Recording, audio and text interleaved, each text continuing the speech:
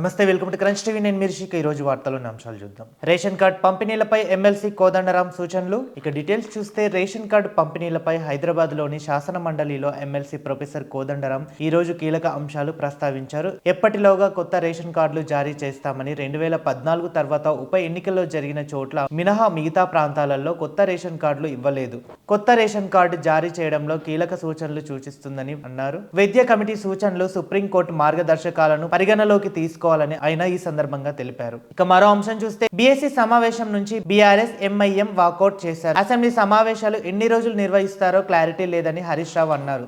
ఏ subject పై మాట్లాడాలో చెప్పలేదని ఆయన తెలిపారు. సభను కనీసం 15 రోజుల పాటు జరపాలని కోరినట్లు పేర్కొన్నారు. ఈ సమావేశానికి CM Revanth Reddy, deputy CM బట్టి విక్రమార్క, స్పీకర్ గడ్డం ప్రసాద్, మంత్రులు శ్రీధర్ బాబు, పొన్నం ప్రభాకర్ తదితరులు హాజరయ్యారు. చంద్రబాబుతో పవన్ కళ్యాణ్ భేటీ, నాగబాబు మంత్రి పదవిపై చర్చ. ఇక డీటెయిల్స్ చూస్తే సచివాలయంలోని బ్లాక్ 1 మధ్యాహ్నం 3 గంటలకు సీఎం చంద్రబాబుతో డిప్యూటీ సీఎం పవన్ కళ్యాణ్ భేటీ కానున్నారు. నాగబాబుకు మంత్రి పదవి ఏ శాఖ అప్పగించాలనే అంశంపై వీరు చర్చిస్తారు. ఇక కూటమి పొత్తులో భాగంగా జనసేనకు 4 మంత్రి పదవులు ఇవ్వాల్సి ఉంది. పవన్ కళ్యాణ్, నాదెండ్ల, దుర్గేష్ మంత్రులుగా వ్యవహరిస్తున్నారు. ఇక నాగబాబుతో పాటు 4వ స్థానం కూడా భర్తీ కానుంది.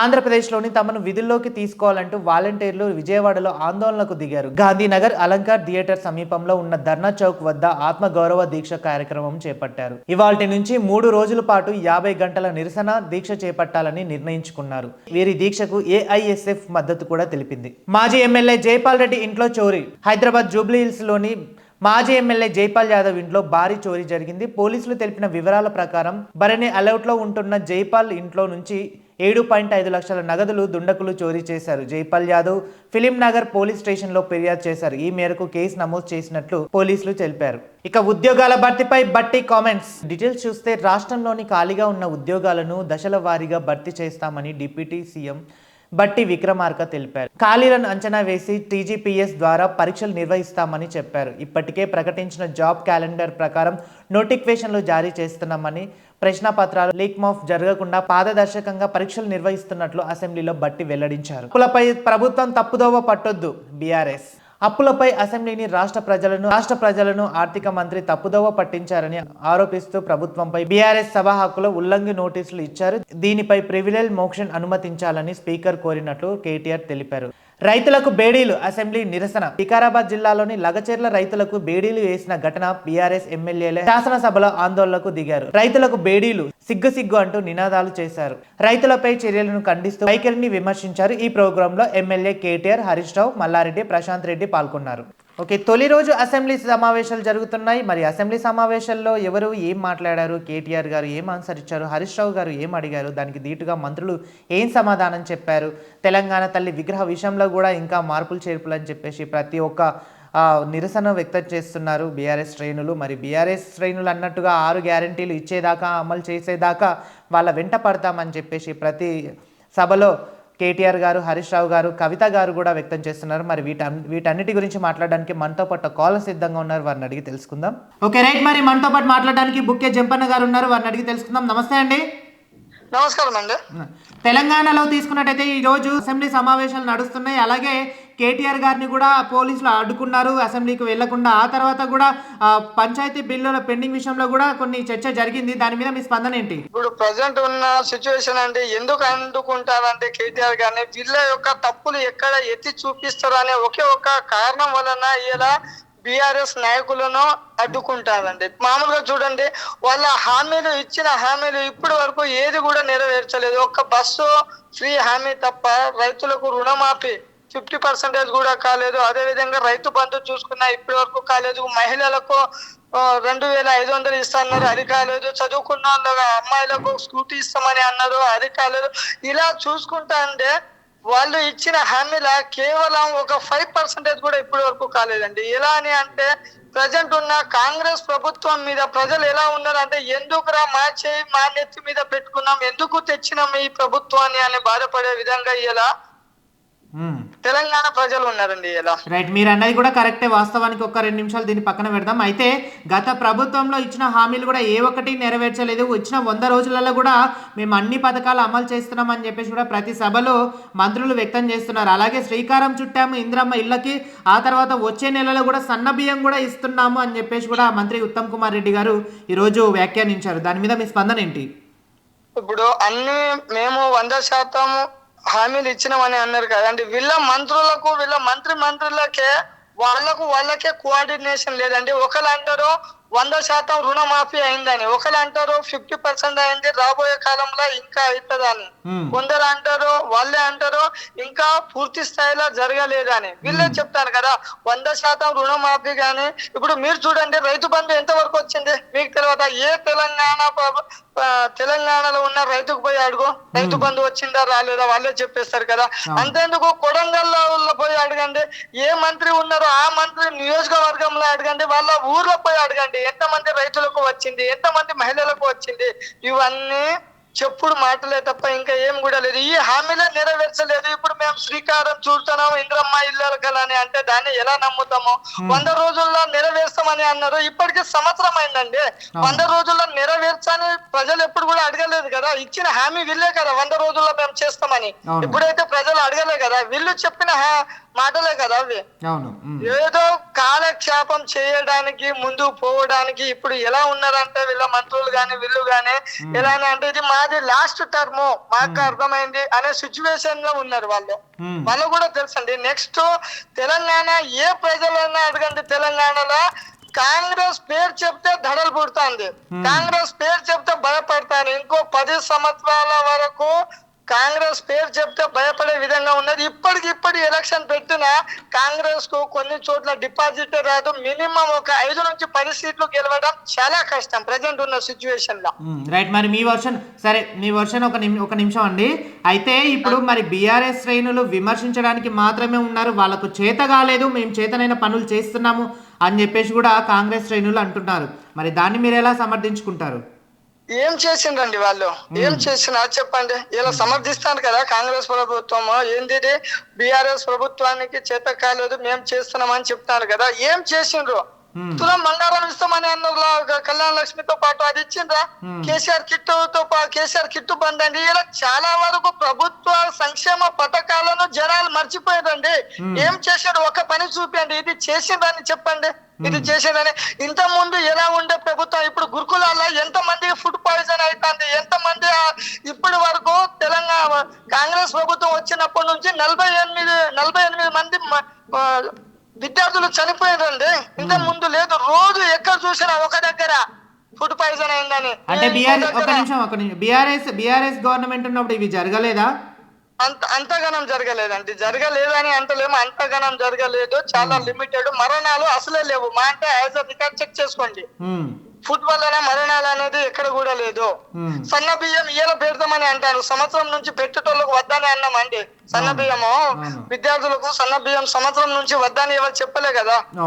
ఇన్ని రోజులు నువ్వు పెట్టొచ్చు కదా. ఇప్పుడు మేము సన్న బియ్యం పెడతా అని చెప్తున్నా, ఇన్ని రోజులు ఏం చేసినావు? వద్దని అన్నామా? ఇలా వరికి సన్న వరికే మా 500 బోనస్ ఇస్తానే అంటానండి. నేను ఒక రైతుని, నా పొలంలో ఏ పంట పండుతుందో ఆ పంట వేసుకుంటా గానీ నేను పండని పంటను బోనస్ కోసం వేసుకొని నేను నష్టపోను కదా. చిరుశిఖం ఉన్న దాంట్లో సన్న వడ్లు పండవండి. అక్కడ దొడ్డు వడ్లు మాత్రమే పండుతాయి. ఎందుకంటే దాన్ని తట్టుకునే కెపాసిటీ దొడ్డు వడ్లకే ఉంటది. దాన్ని నువ్వు పరిగణనలో తీసుకోకుండా నేను సన్న బియ్యానికే ఇస్తా, సన్న వడ్లకే ఇస్తా అంటే దొడ్డు వరి వేసేటోళ్ళు ఏందన్నట్టు అండి. మళ్ళీ దానికే కాదు కదా అన్నిటికీ బోనస్ ఇస్తామని అన్నారు. వీళ్ళు ఏం చెప్తారు? సన్న వడ్లకు ఇంకా ఇట్లా చెప్పలేదు కాంగ్రెస్ ప్రభుత్వం. బాస్మతి వరి పండిస్తేనే బోనస్ ఇస్తామని చెప్పలే, సంతోషపడాలి దానికి. వాళ్ళు రాబోయే కాలంలో ఇది కూడా చెప్తారు కావచ్చు, ఎందుకంటే ఎట్లాగూ పండియారు కదా అని. తప్పించుకోవడానికి ఇలా 190 అబద్ధాలు చెప్తారండి. 190 అబద్ధాలు చెప్తారు. వాళ్ళు ఇచ్చిన హామీలు 420 హామీ అండి, ఒక్కటి కాదు 120 హామీలు, 6 గ్యారంటీలు, 420 హామీలు.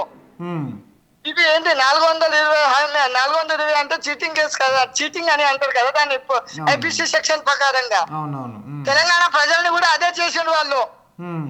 సో ఇది 420 హామీలు అయితే అవునండి 420 హామీలే కదా, వాళ్ళు ఇచ్చిన హామీలు కూడా చూడండి. సరే అలాగనే 420 అని వాళ్ళు ఒప్పుకున్నారండి. సరే, ఇంకో అంశం చేసుకుందాం. అయితే ఇప్పుడు ఇందిరమ్మ ఇళ్లను కూడా మంత్రి పొంగులేటి శ్రీనివాస్ రెడ్డి గారు మొన్న ప్రారంభించారు. 3500 ఒక నియోజకవర్గానికి ఇస్తామని చెప్పేసి కూడా ప్రకటించారు. మీ నియోజకవర్గం అభివృద్ధి ఇప్పుడు ఎలా ఉంది? ఇందిరమ్మ ఇల్లు ఖచ్చితంగా మీకు వచ్చే ఛాన్స్ ఏమన్నా ఉందంటారా? ఖచ్చితంగా ఈ ఇందిరమ్మ ఇళ్ళ విషయంలో గవర్నమెంట్ మాట నిలబెట్టుకుంటుందా? ఇప్పుడు ఇన్ని చేయని వాళ్ళు ఇది నిలబెట్టుకుంటారని ఎలా అనుకుంటారండి ప్రజలు? సరే, ఇంత ముందు కూడా చెప్పినట్టే దాంట్లో ఇది ఒక హామీ అండి. అది అమలు అయినాక, అది లబ్ధి అయినాక దాని తర్వాత డిస్కషన్ చేద్దామండి దాని గురించి. ఎందుకంటే ఇప్పుడు వరకు అయితే ఏది చేయలేదు. మేము అనుకుంటున్నాం ఇది కూడా వీళ్ళు చేయలేరు, ఇది కూడా వీళ్ళు చేయలేరు. మాటల వరకే, పేపర్ స్టేట్మెంట్ వరకే ఇది ఆగిపోతుంది. అంటే ఒక నియోజకవర్గంలో 3500 మంది పేదోళ్ళు ఉన్నారండి. అవును. ఒకసారి ఆలోచించండి, 3500 మందే ఉన్నారు పేదోళ్ళు, ఇంకా లేరా? ఇచ్చేటోనే ఒక 10,000 20,000 నువ్వు అంటే సంవత్సరానికి 3500 అని అంటే 4 సంవత్సరాలు కలిపి ఎంత అయితేనండి? 15,000 ఇల్లు ఇస్తావు కావచ్చు ఒక నియోజకవర్గానికి. అంటే 15,000 మందే పేదోళ్ళు ఉన్నారా? ఇల్లు లేని వాళ్ళు వచ్చేడు మంది ఉన్నారండి. గత ప్రభుత్వంలో పేపర్ పక్కనండి అవి. కనీసం కేసీఆర్ గారు డబుల్ బెడ్రూమ్ అని చెప్పేసి ఆశ చూపించి వదిలిపెట్టారు. ఇప్పుడు మేము ఇస్తున్నాము, ఇచ్చిన దానికి కూడా అడ్డుపడుతున్నారు అని చెప్పేసి కూడా కాంగ్రెస్ శ్రేణులు అంటున్నారు. దాన్ని ఎలా మీరు సమర్థించుకుంటారు? ఇప్పుడు డబుల్ బెడ్రూమ్ అని అన్నారు కదండి, ఇయ్యలేదు అనేది అయితే లేదు కదా. చాలా వరకు డబుల్ బెడ్రూములు ఇచ్చిందండి. మా ఊర్లో కూడా, మా ఊరు పక్కన కూడా, మా గ్రామ పంచాయతీ 200 నుంచి 250 ఇల్లులు వచ్చినాయండి. ఎటు నగరంలో కూడా వచ్చింది, మంగపేటలో కూడా వచ్చింది, చాలా దగ్గర వచ్చింది. రాలేదని వాళ్ళు ఇలా చెప్తారండి. దానికి ప్రూఫ్ ఉన్నాయి కదా. రాందో వీళ్ళు ఆ రోజు కేసీఆర్ కట్టించిన ఇల్లు నాణ్యతమైనవి కాదు, సిమెంట్ లేకుండా కడతారని, ఇల్లు లేకుండా సిమెంట్ లేకుండా కడతారని ఎలా ఆరోపించారు, ఎలా పోయి వీడియోలు దిగిండ్రు, ఎలా పోయి ఫోటోలు దిగిండ్రు వీళ్ళు. ఇల్లే ఇయ్యలేదని అంటాను కదా. వాళ్ళు కేసీఆర్ గారు ఇచ్చిన డబుల్ బెడ్రూమ్ లో పోయి దీంట్లో సిమెంట్ లేదు, దీంట్లో ఇసుక లేదు, దీంట్లో ఇది లేదు, అది లేదు అని అన్నారు కదా ఆ రోజు. మరి ఎక్కడి నుంచి వచ్చింది అంటే ఇస్తేనే కదా, మీరే కదా ఆరోపించింది. మళ్ళీ ఇయ్యలేదు అన్న ముచ్చట కదండి. సరే, ఇక నియోజకవర్గ అభివృద్ధి చూద్దాం. ఇప్పుడు మీ నియోజకవర్గ అభివృద్ధి ఎలా ఉంది కాంగ్రెస్ గవర్నమెంట్ వచ్చిన తర్వాత? మా నియోజక అభివృద్ధి అండి శూన్యం అండి. ఇక్కడ ఇప్పుడు వరకు ఒక ఇటుక పెళ్ళ కూడా ఇయ్యలేదు, 1 రూపాయి పనులు కూడా జరగలేదు. ములుగు నియోజకవర్గం అండి ఇది, 1 రూపాయి పని కూడా జరగలేదు. ములుగు నియోజకవర్గం అంటే ప్రాతినిధ్యం వహిస్తున్న మంత్రి సీతక్క గారు అయితే. అవునండి. ఎలా ఉంది మరి మంత్రి సీతక్క గారి పరిపాలన? గతంలో ఉన్నప్పుడు సీతక్క గారు ప్రతిపక్షంలో ఉన్నారు, ఫైట్ చేశారు. ఆ తర్వాత ఇప్పుడు అధికార పక్షంలోకి వచ్చిన తర్వాత ఒక మంత్రి అయ్యారు, గ్రామాభివృద్ధి తర్వాత పంచాయతీరాజ్ మినిస్టర్ గా కొనసాగుతున్నారు. మరి ఎలా ఉంది సీతక్క గారి పరిపాలన పనితీరు? ఆ రోజు సీతక్క గారు ప్రతిపక్షంలో ఉన్నప్పుడు ఇక్కడ ములుగు నియోజకవర్గ ప్రజలకు చెప్పింది ఏంటని అంటే, నేను ప్రతిపక్షంలో ఉన్నా, నేను ఏం చేయలేను, అక్కడ బిఆర్ఎస్ ప్రభుత్వం ఉన్నది అని చెప్పిండ్రు. నేను అధికార ప్రభుత్వంలో ఉన్నప్పుడు నేను చాలా రకాల పనులు చేస్తా అని చెప్పిండ్రు. మేము కూడా చాలా మంది మా ప్రజలు కూడా ఆలోచించింది ఏంటంటే, అదే నిజంగా సీతక్క ఏం చేయగలుగుతుంది, పాప అక్కడ ఉన్నది కేసీఆర్ ప్రభుత్వం కదా, బిఆర్ఎస్ ప్రభుత్వం కదా అని నమ్మి ఓట్లు వేసినాం. కానీ ఆ రోజు ఎలా ఉన్నారో ఈ రోజు కూడా ఇలాగనే ఉన్నారు, ఎటువంటి పని లేదు. ఇంకా ప్రతిపక్షంలో ఉన్నప్పుడు మేలు, ఎందుకంటే పని జరగకుండా స్పందించేవారు, ప్రశ్నించేవారు. ఇలా ప్రశ్నించడానికి కూడా వీలు కాకుండా ఉన్నది. ఎందుకనంటే తప్పులు చేసేది తమ ప్రభుత్వం కాబట్టి మాట్లాడడానికి కూడా ఛాన్స్ లేదు. ఒక టైంలో ఇదే మన ఆశా వర్కర్లకు కావచ్చు, ఇంకా ఎంప్లాయీస్ కు వాళ్ళ తరఫున కొట్లాడి వీళ్ళకు 15,000 జీతం రావాలని ప్రతిపక్షంలో ఉన్నప్పుడు కొట్లాడినరు. అదే ఆశా వర్కర్లు, అదే చిన్న ఉద్యోగం చేసేటోళ్ళు ఇలా రీలే నిరాహార దీక్ష చేస్తే మరి ఇలా స్పందిస్తలేదా? ఆ రోజు వాళ్ళు ప్రతిపక్షంలో ఉన్నప్పుడు కొట్లాడినారు కదా, ఇలా ఎందుకు? మరి ప్రభుత్వం వాళ్ళదే ఉన్నది కదా, ఆమెనే మంత్రి కదా, చేయొచ్చు కదా. మరి మీరు అభివృద్ధి శూన్యం. మరి మీరు ప్రశ్నిస్తలేరా గవర్నమెంట్ ని? ప్రశ్నిస్తే దాడులు, ప్రశ్నిస్తే ఎదిరిస్తే కేసులు, అక్రమ కేసులు, ఏదో ఒక ప్రశ్నించటోళ్ళ గొంతు నొక్కిస్తాను కదండి వీళ్ళు. మీరు చూసలేరా? సోషల్ మీడియాలో ఏదైనా పోస్ట్ పెడితే సోషల్ మీడియాలో రాత్రికి పోయి తీసుకుపోయి స్టేషన్ లో ఇస్తాను రాత్రికి. ఇవన్నీ మీరు రోజు సోషల్ మీడియాలో కావచ్చు, మీ ఛానల్లో కావచ్చు, టీవీలలో కావచ్చు చూస్తూనే ఉన్నారు. అలా ఉన్నదండి. సో టోటల్ 6 గ్యారెంటీలు తెలంగాణలో అమలు అవుతాయా కావా అదొకటి చెప్పండి. ఇంపాసిబుల్ అండి. 6 గ్యారెంటీలు అమలు అవుతుంది అనే ఛాన్సే లేదు. ఎందుకంటే సంవత్సరం అయిపోయింది. ఇప్పటి వరకు రైతు బంధు ఇంత ముందు 10,000 వచ్చేది. రైతు భరోసా కింద 15,000 ఇస్తానని అన్నారు. ఆ రైతు బంధు 10,000 ఇవ్వడానికే దిక్కు లేదు. అంటే రైతు బంధు రాబోయే కాలంలో 6 గ్యారెంటీలా ఫినిష్ అయినట్టే. చాలా మందికి 500 గ్యాస్ ఇస్తానే అన్నారు కదండి, చాలా మంది పడతలేదు. మా అంటే విలేజ్ లో వచ్చి తెలుసుకోండి. గ్రౌండ్ లో ఉన్నది వేరేనండి, వీళ్ళు బయట చెప్పేది వేరే. ఒక్కసారి ప్రజల్లో వచ్చి మాట్లాడండి. ప్రజలు మీ టీవీ ద్వారానే మీరు మైకులు పెట్టి ఒకసారి ప్రజలకు వచ్చి అడగండి, వాళ్ళే చెప్తారు సమాధానం. బీఆర్ఎస్ అధినేత కేసీఆర్ గారు అసెంబ్లీకి ఎందుకు రావట్లేదు? మరి అసెంబ్లీలో తన గొంతు ఎందుకు విప్పట్లేదు? ఇప్పుడు కేసీఆర్ వస్తే ఒక న్యూస్, రాకుంటే ఒక న్యూస్. ఒక సిచ్యువేషన్ బట్టి వస్తాడండి. సంవత్సరం అయింది కదా, కొంత టైం ఇస్తాం, ఇప్పుడే ప్రభుత్వం ఏర్పడ్డది కదా అని మౌనంగా ఉన్నాడు. కానీ వచ్చినప్పుడు ఆ సిచ్యువేషన్ వేరే ఉంటుంది. తప్పనిసరిగా వస్తారు. కొంచెం ఆరోగ్యం కూడా సహకరిస్తలేదు, కొంచెం ఫిట్ కావాలి. దానికోసం కొంచెం రెస్ట్ లో తీసుకుంటాడు. ఇప్పుడు కేసీఆర్ గారు ఒక్కరు రానంత మాత్రాన అసెంబ్లీ ఆగిపోతలేదు కదా, అసెంబ్లీ అయితే ఆగలేదు కదా. మరి ఇంకేంటంటే కేసీఆర్ రాకుంటే ఏమైతుంది అంటే, వేరేతో రాకుంటే దాని మీద ఒక టాపిక్ లేదు, కానీ కేసీఆర్ రాకుంటేనే టాపిక్ నా. అరే ఆరోగ్యం సహకరించలేదు కాదు, పెద్ద వయసు పెద్దది, కొంచెం ఏదైనా అవకతవకలు ఫిట్ కావడానికి కొంచెం టైం పడుతుంది. ఆ టైం కోసం చూస్తాను, తప్పకుండా వస్తారు. సో మీరు ఫైనల్ గా గవర్నమెంట్ కి చెప్పదలుచుకుంది ఏంటి? గవర్నమెంట్ చెప్పాల్సింది మేము ఏంటని అంటే, మా ప్రజలకు ఇచ్చిన 6 గ్యారెంటీలు తప్పకుండా నెరవేర్చాలి. ఏ రోజైతే నెరవేర్చారో, ఎప్పుడైతే నెరవేర్చుకుంటూ ఉంటారో వాళ్ళ వెంట పెడతాం. అదే విధంగా ఇప్పుడు నెరవేర్చకుండా రాబోయే కాలంలో ఇదే ప్రజలు వాళ్ళకు బుద్ధి చెప్తారు. Okay, thank you so much sir, మీ అభిప్రాయాన్ని తెలియజేసినందుకు thank you so much. Okay, చూసారు కదా, తెలంగాణలో ఇచ్చిన 420 హామీలు ఎప్పటికీ నెరవేర్చవని చెప్పేసి కూడా కాలర్ వ్యక్తం చేస్తున్నారు. ఇవి కేవలం 420 హామీలే, నెంబర్ కూడా కరెక్ట్ సెలెక్ట్ చేసుకొని ఇవన్నీ హామీలు ఇచ్చారు అని చెప్పేసి కూడా ఆయన కాలర్ వ్యక్తం చేస్తున్నారు.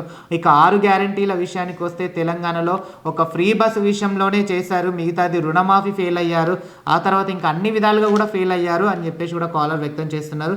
ప్రతి నియోజకవర్గానికి 3,500 అంటున్నారు. అంటే 4 సంవత్సరంలో కేవలం 1,500 మాత్రమే బీదలు ఉన్నారా అని చెప్పేసి కాలరు ప్రశ్నిస్తున్నారు. మరి వీటన్నిటి గురించి కూడా అసెంబ్లీలో చర్చ ఏం నడుస్తుంది, అసలు ఇందిరమ్మ ఇళ్ళ విషయంలో కూడా ఒక క్లారిటీ ఖచ్చితంగా 3,500 ప్రతి నియోజకవర్గానికి అర్హులైన వారికి అందుతాయా లేదా అనేది వేచి ఉండక తప్పదు. చూస్తూనే ఉండండి క్రంచ్ టీవీ.